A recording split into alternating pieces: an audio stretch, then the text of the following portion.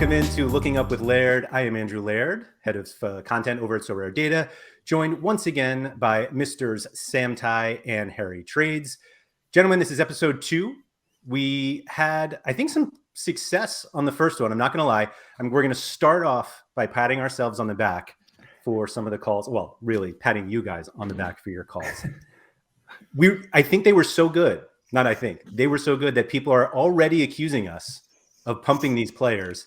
And we were so sharp that we actually didn't buy any of the players before we talked about them.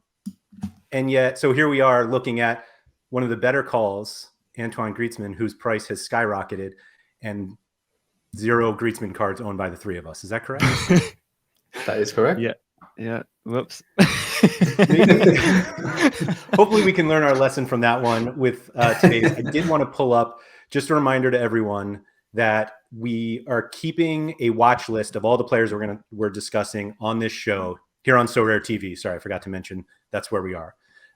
So if you just go onto Sorare Data and you can just search Looking Up with Laird, and you'll be able to find this. In the notes, we're going to add in the date that all these players were added onto the list. So you can just check all that out. You'll see, since we've only had one show, there's only the list from those. But price-wise, we look pretty good. And a lot of it is because of Antoine Griezmann, who I think still might be a good call for looking up. Wow. Welcome to Pump Machine with Andrew Laird. Yeah, it's... I should have done it. Obviously, I'm saving up for something else, so I'm trying to be well behaved with my remaining ETH. So I didn't go in for it, but yeah, he scored against Athletic Club on Saturday, and then he scored on Tuesday night as well against Rayo Vallecano. So a couple of decisives. I was inside the San Mamés for Athletic Club against Atletico Madrid. I went to the game and I watched him score. It was a lovely goal. He seems to have grown a right foot, which we definitely didn't, forecast last week on episode 1. I can't claim credit for that, but a right-footed goal and a right-footed assist for Morata against Rayo. So he really is feeling his new lease of life now that he is a fully contractable 90-minute professional for Atletico Madrid. And I'll say that the individual chart looks like Callum Slattery is not pulling his weight. I will say that a lot of that is just simply because the price was so low that it was difficult to really jump. But I apologize for whoever called us out on Twitter about the Slattery pump, but it seems like we have a little bit of a section here where it went right up, and then I think reality set back in, and maybe we'll see a little more from Callum. Man, tough game against Rangers. That's all. We've got 4 new names today. I believe I can't remember who we started with last week, but I'm going to go to Mr. Trades today. So Harry, who are we adding to the list today on Wednesday, October 19th? So the theme for my sort of 2 picks this week are injury sort of comebacks. And we are sticking to the Scottish League for the first one. There we go. Yeah, we are. And a very similar position. But this time we've got a Scotsman playing in Scotland named Connor Barron. Plays for Aberdeen. He is 20 years old. He's under 23 until 2027, as we can see on the screen. Mainly plays CDM, centre mid, can play cam and has done, depending on what formation Aberdeen set out to play. But literally just came back from a long-term injury. He was out for about 3 months. He got injured in pre-season against it was literally like a pub team. He hurt his knee. Yeah, it was a really unfortunate one, and has come back he started the first game of his comeback on the bench. And I think I'm looking at it now. He had a 10.2 AA score. And then, first 90 minutes on the weekend against Hearts at home and a 32 AA. And he's basically just kind of doing what, if you have a little scroll down in terms of last season, we saw glimpses of that. I'm just looking here, 1-0 away loss to St. Johnstone, another 62, a 59 at home to St. Mirren. So yeah, I'm not seeing decisives, but I'm just seeing like really healthy AA scores. And for the price I could see him at, I'm not sure what he's at as we speak, but I did this morning. It was $19 for a limited and 144 for a rare. Doesn't sound extortionately expensive for me. I mean, comparing it to Callum Slattery, you got to look at under 23 utility wise. He's only got 5 months. Barron's got 5 years. So like, if you look at it that way, then, you can, I'd like to think it's more justifiable paying a little bit more. But like I said, just come back from injury, and he does take set pieces as well. If you do have a look, he is their main set piece taker. Yeah, I actually watched the highlights early of the game on the weekend, and he was even on free kicks as well in terms of like crosses. I don't think he takes like free kicks, if there's a shooting opportunity, but he's definitely taking corners and free kicks in that sense. So yeah, an all-round midfielder. He's really small, he's tenacious, he's strong, loves the tackle. Seems to win a lot of his duels. I think on Saturday he had 8 net duels won. I think it was an 11-3. Seems to get key passes. Just seems to do a bit of everything basically. And for that type of player at that age, I know it's not like, I'm not throwing too much shade on the Scottish league, but it's not the best league in the world. But for a 20-year-old, he seems to stand out. And I know Celtic have been sniffing around him. He's just recently signed a long-term deal at Aberdeen, so I think they've sort of backed off now. That was more of the summer situation. But for the most part, I'm quite impressed with him, to be honest. And he plays for Scotland under 21s and seems to play well for them. So, for me, I think it's an exciting pick. And I'm just really excited to see how he sort of gets on now over these next few games up until the World Cup. Because I will, full disclosure, I do have his Super A. I've owned it for like 6 months. I've had 2 games of utility out of him. No, I'm lying. 1 technically. I used him on the weekend in an underdog. But I think I will definitely be playing him this weekend away to Motherwell, who's obviously Callum Slattery's team. So excited to see how he gets on over the next few months. So you mentioned that Celtic were kind of sniffing around. Is that kind of the expected next step for him, or do you expect him to leave Scotland to go somewhere else? Like if he smashes for the rest of the season, surely he leaves. And if it's not Celtic, like where could he end up? It's a good question. I mean, historically, do many Scottish league players, transition straight over to the Premier League? Not really. So it's like, unless you're exceptional, then I don't know if that's even probable for like a lower sort of position side in the Prem. So, the horizontal move, I would say, would probably be a championship move. But then I think the fact that he's just signed a long-term deal with Aberdeen obviously shows that, 1, they're going to want a big fee for him if he does kick on. But 2, he didn't just chase that Celtic move too early, because he would have just been on the bench this season. Matt O'Reilly looks quality. Hatate's equally as good, even though every time I've watched him play, he's rubbish. No, I love it. I love it when you know a player's good. I love it when you know a player's good, but every time you watch him, he sucks. It's one of those things. I went to watch him play live on Tuesday with Quinny. I was just like so disappointed. I know he's playing against Leipzig. Don't get me wrong; it's a tough game, Champions League night. But yeah, I was just really, really, just shocked at how much he was losing the ball and stuff. But regardless, Connor Barron, if he does sort of kick on this season, where does he go? That is something you've got to sort of factor in. But I wouldn't be like massively worried because, my favorite player of Celtic is Matt O'Reilly. I think he's exceptional. I know he doesn't have a Sorare card right now, but I think he's honestly unbelievable.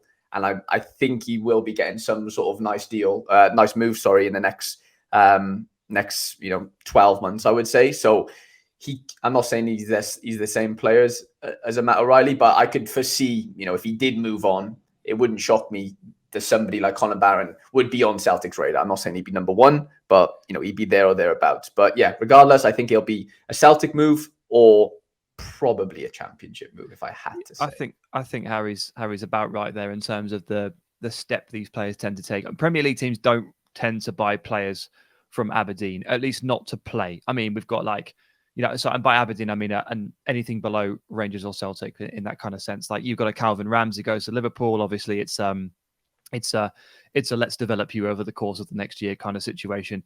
One of the best players that has come out of Scotland in the last 4 years was John McGinn, and he went to Championship Aston Villa for £2 million. So even if you're like clearly Premier League level, if you don't play for Celtic or Rangers, Premier League clubs let the Championship teams take that little risk, and then if they're really good, they'll sign him for 10 million next year. So that's kind of how it goes. Yeah, that makes sense. Does anyone else see a little bit of Simply Alex in Connor Barron? Is that just me? Like a little bit? No? No, I think you're doing Alex a disservice there. I'd say Alex is a bit better looking than Connor. I would offense, agree. Connor, if you're watching. I would agree. I mean, that's fair. Can we call him like an ugly Simply Alex? Like a poor man's Alex. A poor man's Alex? Yeah, I'll be a little nicer to young Mr. Barron here.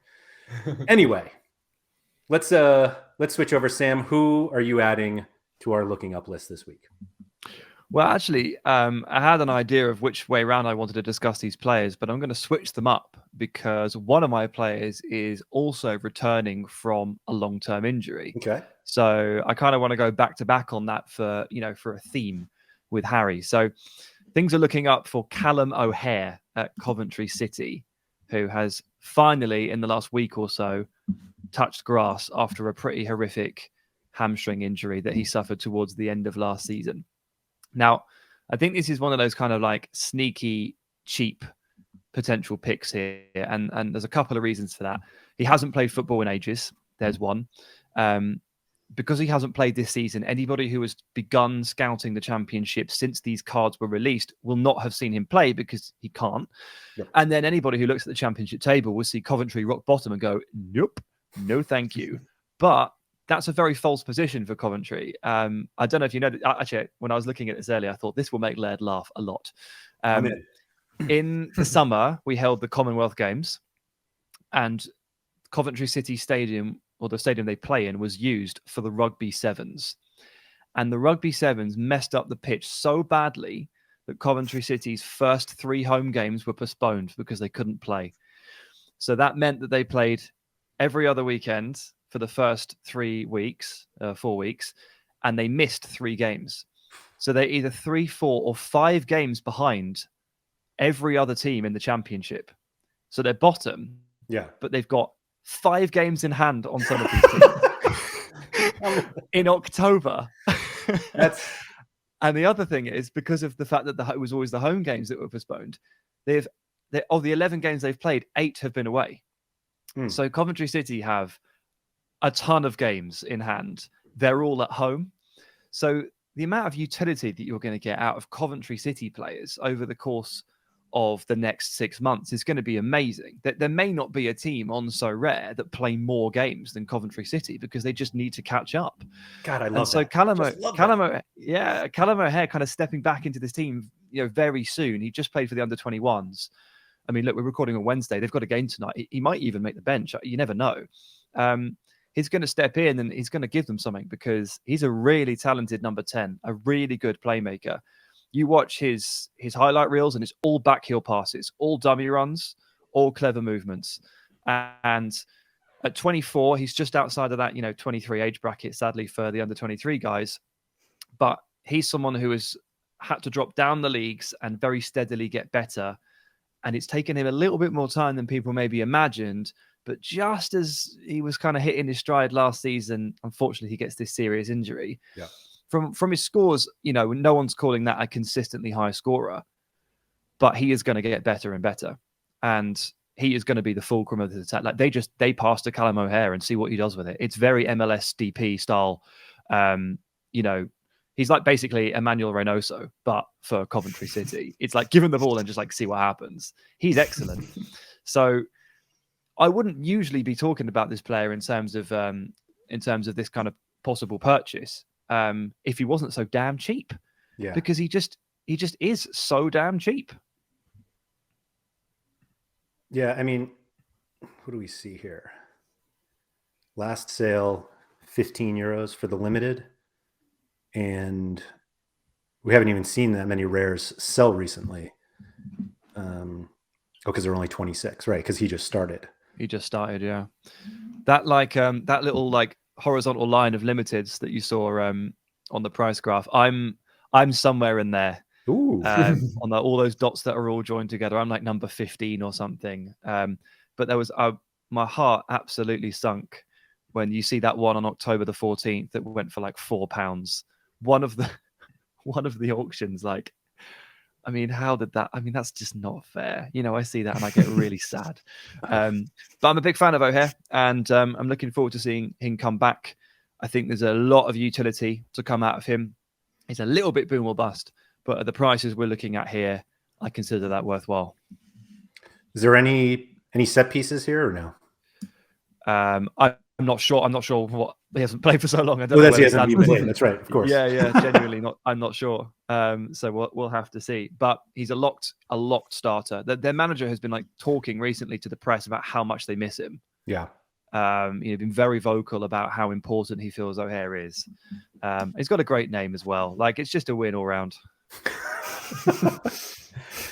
I think he is a great example of exactly the type of player that we're trying to highlight on this show. That if you look at the stats, you see that he's been out, so you don't necessarily know that he's coming back.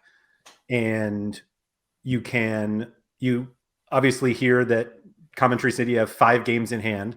So utility-wise, like that may not be something that you notice when you just go to the table and you're like, oh, they're bottom of the championship, which that's a league where you don't want somebody on the bottom. We're kind of getting used to like the idea that relegated players might be okay next year. Yeah. This one was not okay. I don't think we're anywhere close to adding 3rd division. Hopefully we're not anywhere close to adding 3rd division. I'll put it like that. I don't know how close they actually are, but hopefully not that close. So yeah, I think that's a great call on that one. And we'll see what the interest is after people see the video. Mr. Trades, on to you. Thank you. No, I thought that was a really good shout actually from Sam. But yeah, my second shout is, I don't know, it's a weird one. It probably doesn't fit the theme of like he's cheap as chips type of situation, but it's one where I just feel like if he can stay fit, he can sort of perform for his team, and that's Timothy Weah of Lille and the US national team. 22 years old, under 23 until 2024. So we've still got a nice chunk of under 23 utility out of him. Forward card. Like I said, just come back from injury. Actually got himself 2 assists from the bench at the weekend against Strasbourg away. Before that, he was a used sub against Lens. But yeah, before that, just a load of DMPs. Like I said, bit of a long-term injury. But like back end of last season, I do vaguely remember this as well. This is what, game week 272 and game week 270. Like, he banged in 3 goals in 2 games and 1 assist, an 85 and a 94. And I just remember thinking like, oh, this could be a nice little cheap forward play for next season, because I think they were like the last sort of games in that season. And yeah, obviously, unfortunately, he started the season with a bit of an injury. But I don't know. I just think I was looking who plays right mid for Leon. Is that Adam Unas, if I've said it right? And it doesn't seem like he's performing as good as they probably want him to. Hence why Weah is coming off the bench, I guess, for him and maybe performing. So I think we could see that maybe flip in the coming weeks. And it's all in Weah's favor in the sense of like he's gonna want to play because he has the World Cup coming up. He's gonna want to start for the US, and I think he's got a very good chance to do so. Whether that's up front, whether that's on the right wing, I don't know how it's going to work, but I do think his pace, his dynamism is just like electric, and it kind of, well, it just frightens defenders. Nobody likes playing against pace. It's just the rule number 1 of football, and I think he has bags of it. And yeah, for a card that, you know, he's not. Like I said, he's not the cheapest card in the world. He's $45 for a limited, I think, right now, and about $3.50 for a rare. But you know, under 23, you're always going to have to pay a bit of a premium, I guess, especially on cards that are not playing in the Scottish League. But I just think he can go on a nice little run of form, to be honest. And he's a forward where like you're not just relying on goals because he plays out wide. Like, he's going to get more assists than goals for the most part. I think he links up well with David. You know, I just think that they seem to have a good connection. I saw he assisted him for a few on the weekend. And yeah, I've just got a funny feeling about it. I think this one could, I think things are definitely looking up for him, but I do think within the next few weeks, we should see a more informed Timothy Weah. Yeah, I mean, he definitely finished that. I mean, playing at Nice and then home against Rennes is not like 2 easy matchups to finish the season. He smashed. I mean, you can see he can certainly hit like double-digit AA scores, which are great for a forward, particularly if they can make the score sheet. Then obviously you're looking at scores like this, 85, 90. The 2 assists this past weekend were, now that he's kind of getting in, I think he certainly should be starting for the US. Whether that ends up happening is another question, but they're definitely more exciting when he is on the pitch. The upcoming schedule doesn't look that easy though. Monaco, Lyon, and Rennes coming up before the World Cup, but maybe that's just something that keeps his price a little lower, and then he just kind of explodes after. Hopefully he has a huge World Cup, particularly in the group stage, and then and then can keep it going afterwards for sure.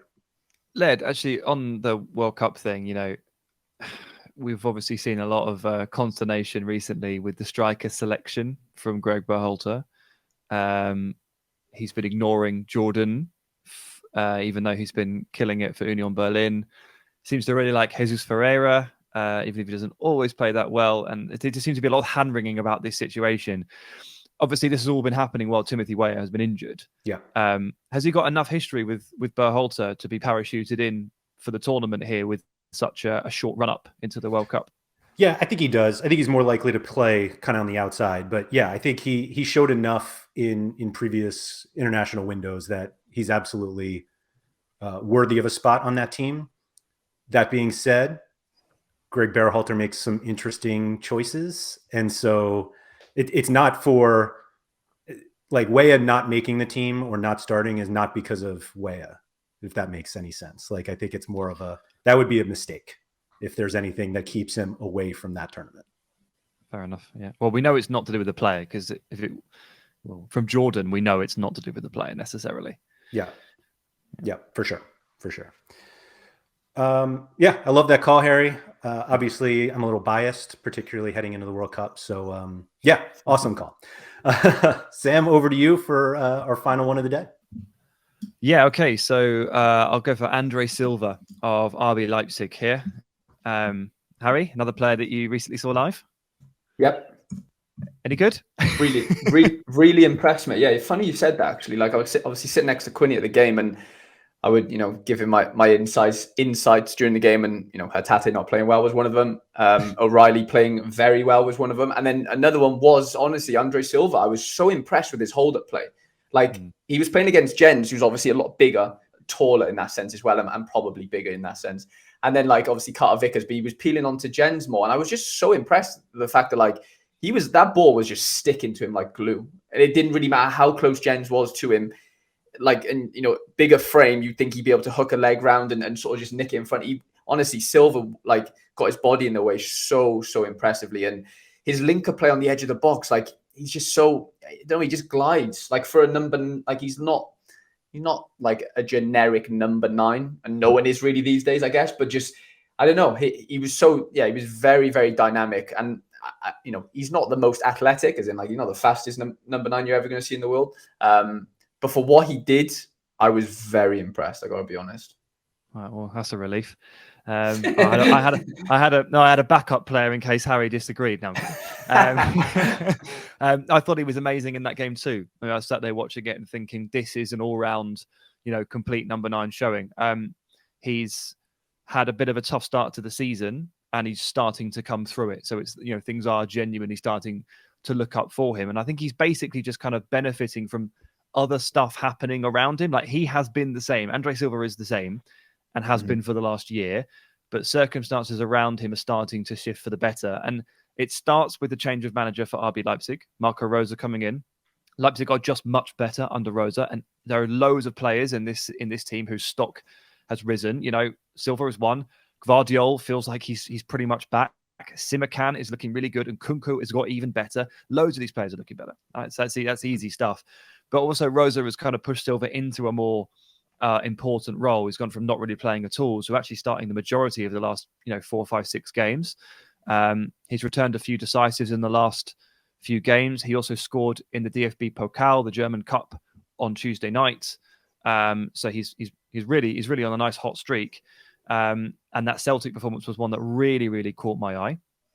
And then sort of just maybe not continuing the theme from Griezmann, but just like as looking at that kind of possible bonus World Cup utility, and again talking about circumstances changing around him, Portugal have now lost Diogo Jota and Pedro Neto to injury. They will not be able to use them at the World Cup. And Rafa Silva made the perplexing decision to retire from international duty in October.